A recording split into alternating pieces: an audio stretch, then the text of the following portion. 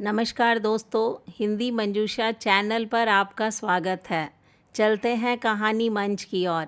आज की छोटी सी कहानी जिसका शीर्षक है छूट गया मायका। कहानी शुरू करती हूँ। अब तुम मायके नहीं जाओगी, कभी भी नहीं। घर में रहो, अपना घर संभालो। इस मुद्दे पर मैं दोबारा कोई बात तुमसे नहीं करना चाहता। अभी ने साक्षी को 2 टूक बात की और अपने ऑफिस के लिए रवाना हो गया। साक्षी वहीं पर खड़ी देखती रह गई। उसकी सास संतोष जी के लिए भी ये बहुत अजीब लग रहा था। अपने शांत स्वभाव के बेटे को अपनी ही नज़रों के सामने पत्नी को डांटते हुए संतोष जी देख रही थी। अभी ने कभी भी साक्षी को मायके जाने से मना नहीं किया। ये पहली बार था कि अभी ने उसे इस तरह का जवाब दिया था।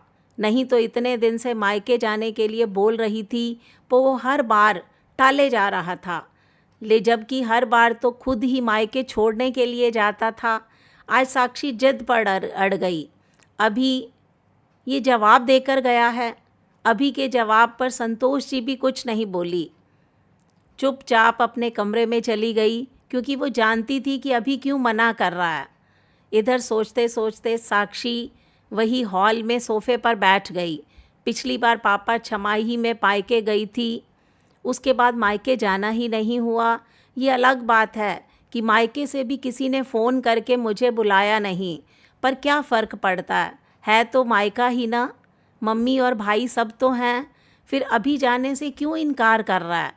जबकि पापा थे तो वो कभी मना नहीं करता था। यहाँ तक कि उसके बाद भी उसने कभी मना नहीं किया। सोफे पर बैठी साक्षी इन सब बातों की उलझन में अपने आप को उलझा रही थी। साक्षी की शादी को 5 साल हो गए थे। अभी सुलझा हुआ इंसान था। घर में सास संतोष जी भी थी। कभी उन्होंने साक्षी पर रोक टोक नहीं लगाई, लेकिन एक ही बात थी जहाँ वो साक्षी को टोकते थे, वो थी मायके जाने को लेकर। साक्षी की शुरू से ही आदत थी, मायका पास था तो हर सप्ताह ही मायके पहुंच जाती थी। फिर सुबह से शाम तक वहीं रुककर आराम से आती। अभी ने कभी इस बात को लेकर उसे रोका नहीं, लेकिन संतोष जी हमेशा टोकती रही। बहू, ये क्या नियम बना रखा है तुमने? जब देखो मायके चली जाती हो। मुझे तुम्हारा इस तरह हर सप्ताह मायके जाना पसंद नहीं। लेकिन साक्षी एक कान से सुनती, दूसरे कान से निकाल देती। संतोष जी अपने बेटे को कहती, वो हंसकर टाल देता, क्या माँ आप भी सुबह जाकर शाम को आ तो जाती है, फिर क्या दिक्कत है, क्यों मना करती हो, जाने दो। इसके आगे संतोष जी कुछ नहीं कह पाती। यहाँ तक कि जब बेटी आद्या पैदा हुई तब भी यही हाल था। आज आद्या भी 4 साल की हो चुकी थी, लेकिन अभी 8 महीने पहले ही साक्षी के पिता की हार्ट अटैक से मृत्यु हो गई थी। 15 दिन साक्षी अपने मायके रही। उसके बाद हर महीने जो श्राद्ध निकलता था उस पर गई। अभी भी साथ गया। लेकिन छमाई के बाद अचानक ऐसा क्या हो गया कि अभी उसे मायके जाने नहीं देता। आजकल मम्मी भी फ़ोन पर ठीक से बात नहीं करती। क्या पता दोनों भाभी मम्मी को ठीक से रखती भी हैं या नहीं। ऊपर से अभी का ये व्यवहार। सोचते सोचते साक्षी जब किसी नतीजे पर नहीं पहुंची तो मन ही मन खुद ही निर्णय लेकर खड़ी हो गई। आज जो चाहे कुछ भी हो जाए, मैं मायके जाकर ही रहूँगी। आखिर मुझे अपनी मम्मी, दोनों भाइयों और भाभियों से मिलने का हक है। अभी इस तरह मुझे मना नहीं कर सकते। सोचते सोचते साक्षी कमरे में चली गई। फिर तैयार होकर बाहर आई। तब तक संतोष जी भी बाहर आ चुकी थी। उसे तैयार होते देखकर संतोष जी ने कहा, बहू तुम कहीं जा रही हो? जी माँ जी, मैं मायके जा रही हूँ। मम्मी से मिले बहुत दिन हो चुके हैं, मैं उनसे मिलकर जल्दी ही आ जाऊँगी। आद्या के आने से पहले आने की कोशिश करूँगी, नहीं हो पाया तो आप आद्या को खाना खिला दीजिएगा। यह कहकर साक्षी बाहर की तरफ मुड़ी ही थी कि संतोष जी ने रोक दिया। बहू, तुम अब मायके नहीं जाओगी। सुबह अभी ने मना किया था तुम्हें, फिर क्यों जा रही हो? संतोष जी की बात सुनकर साक्षी खड़ी रह गई। फिर हिम्मत जुटाकर बोली, माँ जी, मेरी मम्मी पर दुखों का पहाड़ टूट पड़ा है। उन्होंने अपना जीवन साथी खोया है, हम लोग उसकी भरपाई नहीं कर सकते, लेकिन कम से कम मैं अपनी मम्मी से मिलने तो जा सकती हूँ। उन्हें थोड़ी तसल्ली दे सकती हूँ। बेटी हूँ उनकी, इतना सा भी मेरा हक नहीं है? इतने दिन हो चुके मुझे उनसे मिले हुए, हर बार आप लोग कुछ ना कुछ बहाना बनाकर मना कर देते हो, पर आज तो मैं ज़रूर जाऊंगी। साक्षी जिद पर आते हुए बोली, बहू इतनी जिद अच्छी नहीं होती, अभी ने मना किया है ना, चुपचाप घर पर रहो। नहीं मैं जाऊंगी, आज मैं ज़रूर जाऊंगी, कहकर साक्षी ज़बरदस्ती घर से बाहर निकल गई। इधर संतोष जी को भी कुछ समझ नहीं आया। अभी को फ़ोन लगाया तो ये बता दिया कि साक्षी ज़बरदस्ती मायका रवाना हो गई है। ठीक है माँ, मैं देखता हूँ, कहकर अभी ने फ़ोन रख दिया। कुछ देर बाद साक्षी मायके पहुँच गई, लेकिन घर पर ताला लगा हुआ था। मम्मी का फ़ोन ट्राई किया, मम्मी ने फ़ोन उठाया नहीं। तभी वहीं पास में रहने वाले उसके चाचा जी ने उसे देख लिया। उसे आवाज़ लगाकर बोले, अरे साक्षी बेटा, घर पर कोई नहीं है, इधर हमारे यहाँ आ जाओ। चाचा जी की बात सुनकर साक्षी उनके घर चली गई। वहाँ गई तो चाची जी ने चाय नाश्ता परोसते हुए कहा, अरे साक्षी बेटा, आज तो बहुत दिनों बाद आई, अब तेरी सास की तबीयत कैसी है? चाची जी की बात सुनकर हैरानी से वो बोली, मैं समझी नहीं चाची जी।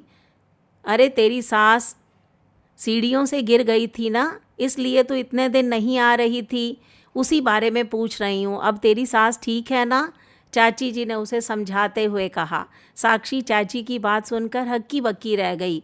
भला उसकी सास को कब चोट लगी? आपको किसने कहा चाची जी कि मेरी सास को चोट लग गई है? मैंने तो कभी नहीं बताया। साक्षी हैरान होते हुए बोली। तभी चाचा जी बीच में बोल पड़े, अरे छमाई के 2 दिन जब प्रॉपर्टी का बंटवारा हो रहा था, पेपर्स पर तुम्हारे साइन चाहिए थे, तो उस समय तुम्हारे भाइयों ने ही बताया था। हमने तो कहा भी था हम मिल आते हैं, लेकिन उन्होंने कहा कि साक्षी पर वैसे ही काम का बोझ बहुत बढ़ गया है, वहाँ जाने से उसे परेशानी हो सकती है। प्रॉपर्टी का बंटवारा ये कब हुआ? सुनकर साक्षी का दिमाग घूम गया। तभी चाची जी बोली, पर एक बात मुझे समझ में नहीं आई बेटा, तूने पूरी प्रॉपर्टी पर से अपना हिस्सा छोड़ दिया, यहाँ तक कि उस प्रॉपर्टी को भी छोड़ दिया जो तेरे पापा ने तुझे ये कहकर दी थी कि ये आद्या के लिए है।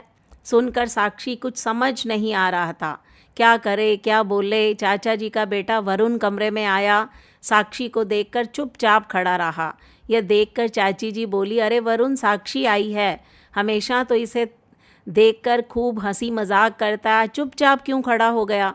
तो साक्षी बोली, चाची जी मैं चलती हूँ, आद्या के आने का समय हो रहा है, माँ जी उसे संभाल नहीं पाएंगी, कहकर वो बाहर आने लगी। तो वरुण बोला, रुको, मैं तुम्हें ऑटो स्टैंड तक छोड़ देता हूँ, कहकर वरुण उसके साथ बाहर ही चला गया।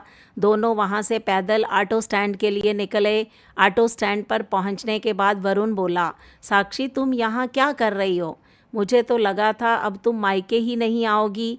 आखिर तुम्हारे परिवार वालों ने तुम्हारे साथ कितना गंदा व्यवहार किया है। अभी जी तो बहुत गुस्सा हो रहे थे, यहाँ तक कि तुम्हारे घर पर आकर लड़कर भी गए थे। आखिर तुम्हारे जीते जी तुम्हारे परिवार वालों ने तुम्हारा डेथ सर्टिफिकेट तक पेश कर दिया। छी, मैं तो ये बात अपने मम्मी पापा को बता ही नहीं पाया, पर यकीन नहीं होता कि ताई जी ने अपने बेटों का साथ कैसे दिया, अपनी ही बेटी को। कहते कहते वरुण चुप हो गया। उसकी बात सुनकर साक्षी के पैरों तले ज़मीन खिसक गई। तभी वरुण बोला, शायद ज़मीन के रजिस्ट्रेशन के लिए गए होंगे, इसलिए घर पर नहीं है।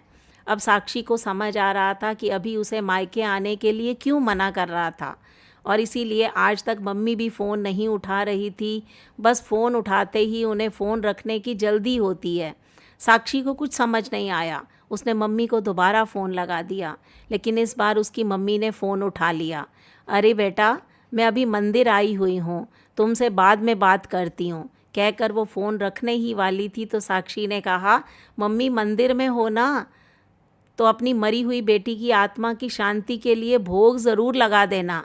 सुनते ही कुछ पल के लिए उसकी मम्मी शांत हो गई, फिर दोनों तरफ मौन छा गया। मम्मी बोली, देख बेटा, मैं मेरे दोनों बेटों के नाम प्रॉपर्टी कर रही हूँ, आखिर मुझे प्रॉपर्टी देने का क्या फ़ायदा? प्रॉपर्टी तो तेरे साथ तेरे ससुराल चली जाएगी, आगे चलकर तेरे भाइयों को तेरे बच्चों की शादी में भात देना ही पड़ेगा ना। ऊपर से मेरी जिम्मेदारी भी बेटे ही उठाएंगे। पर तू फिक्र मत कर, तुझे भी कुछ ना कुछ ज़रूर दूंगी। मुझे आपका कुछ नहीं चाहिए, आप रखिए अपनी प्रॉपर्टी को। जिस माँ के लिए उसकी बेटी मर गई, उसकी प्रॉपर्टी मैं क्या करूँगी, कहकर साक्षी ने गुस्से से फ़ोन रख दिया। फिर वहीं सड़क पर रोने लग गई। वरुण उसे चुप कराने की नाकाम कोशिश करने लगा। वहीं पर अभी आ गया। अभी को देखकर साक्षी गले लगकर रोने लगी। तब अभी ने कहा, बस इसीलिए मैं तुम्हें आने देना नहीं चाहता था कि तुम्हें ये बात पता चले। पर तुम फिक्र मत करो, मैंने फ़ैसला ले लिया है। हम इन लोगों के खिलाफ़ कोर्ट में केस कर देंगे। नहीं, कोई ज़रूरत नहीं है उन लोगों पर केस करने की। कुछ नहीं चाहिए मुझे उन लोगों का। मुझे उन लोगों की शक्ल भी नहीं देखनी। सोच लूँगी जहाँ मेरे पापा ख़त्म हो गए, वहाँ मायका भी छूट गया। मेरे लिए मेरा पति और मेरा परिवार ही काफ़ी है। आखिरकार साक्षी अभी के साथ वापस अपने घर आ गई। वह दिन है और आज का दिन है। साक्षी कभी मायके नहीं गई। उसकी मम्मी ने आकर उसे मनाने की कोशिश भी की, लेकिन साक्षी ने हाथ जोड़ दिए। ये कहानी हमें बताती है कि प्रॉपर्टी लेनी है या नहीं लेनी। एक माँ को अपने पति जो दुनिया में नहीं रहे, उस बात का सम्मान तो करना बनता है। जो भी करना था बेटी को साथ लेकर करना चाहिए था। ऐसा व्यवहार करके उन्होंने अपनी बेटी को घर से अलग कर दिया। दोस्तों, बेटी का मायका छूट गया मायका। ये थी छोटी सी कहानी। ये कहानी आपको कैसी लगी, इस पर अपनी प्रतिक्रिया दीजिए। हिंदी मंजूषा चैनल को सब्सक्राइब कीजिए। मिलते हैं अगली वीडियो में, तब तक के लिए बाय बाय।